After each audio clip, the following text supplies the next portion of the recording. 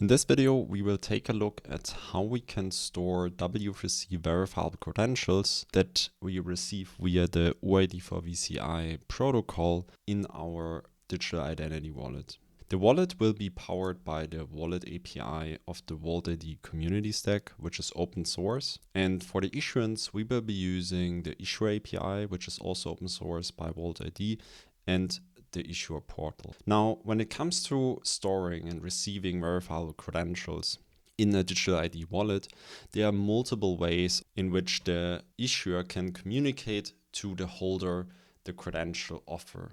Now, one, for example, is if we take here a look at the walt.id portal, which is powered by the walt.id issuer API, and we would issue ourselves a bank ID, we can already see here all these three different ways in which now this offer can be communicated to the wallet.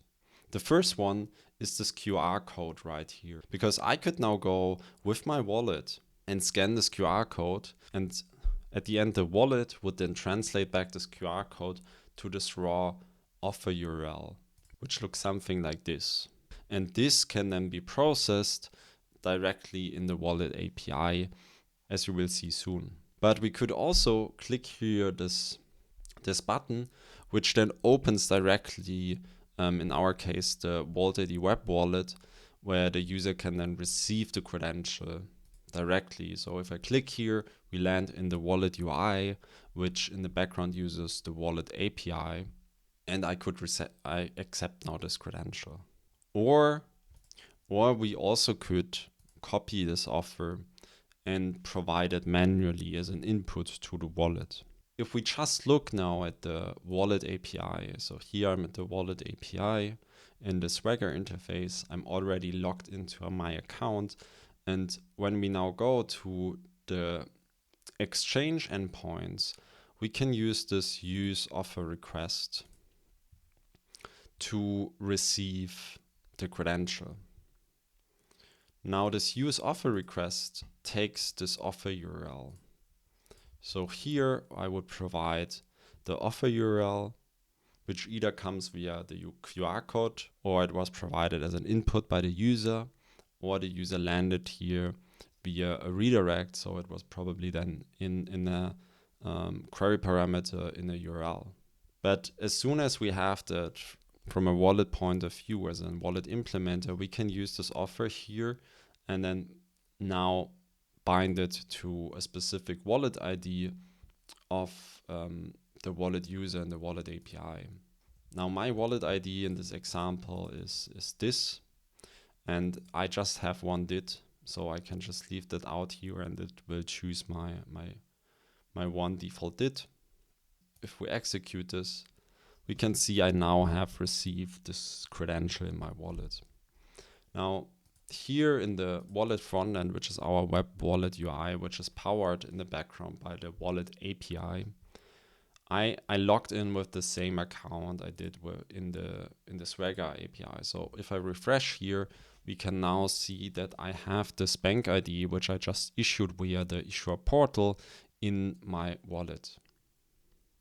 Now, when you now build a UI based on this API, you would normally not directly, when you get the offer from the user, you wouldn't directly process it without another interaction with the user.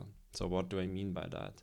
When we here go quickly back to the portal, and let's say I'm issuing myself now an EID credential. So here the user would scan the QR code or click this button. And so they land in some kind of UI. And here I'm not directly processing the credential. I'm just displaying the user, okay, here's a credential that was offered by this issuer. Do you want to accept it in your wallet?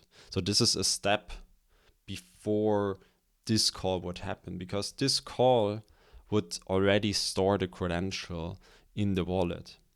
And so what we can do to build the screen out is that we take the offer from the portal. So if we quickly generate another offer, So if we take this offer and quickly decode this using a decoding tool, and we open this offer URI, we can use this offer URI to see, okay, which kind of credentials will be offered, and then we can render these out to the end user, like in this example here, where we show them, okay, here we are offered an EID credential by this issuer. Now, this is one way of doing it. Another way is that an issuer, so if we quickly look at the issue API, always has the standard endpoint, which is this well-known endpoint. And when we execute this, so you can call this then as a wallet, because this information is also provided in the offer. If we look at the offer again, we can also see here the credential issuer. And so we can call this credential issuer the metadata here, which has always the same URL structure, and get this information from the well-known endpoint from the issuer. And here we will find all sorts of information about the credentials issued. And here we will also find, when we search for the specific offer here, this credential configuration ID, we will find it here. And depending on the issuer, there might be also a so-called display property provided in this metadata, which you could use to, for example, display the credential in a specific styling. With that, we reached the end of this short guide on how you can receive W3C verifiable credentials.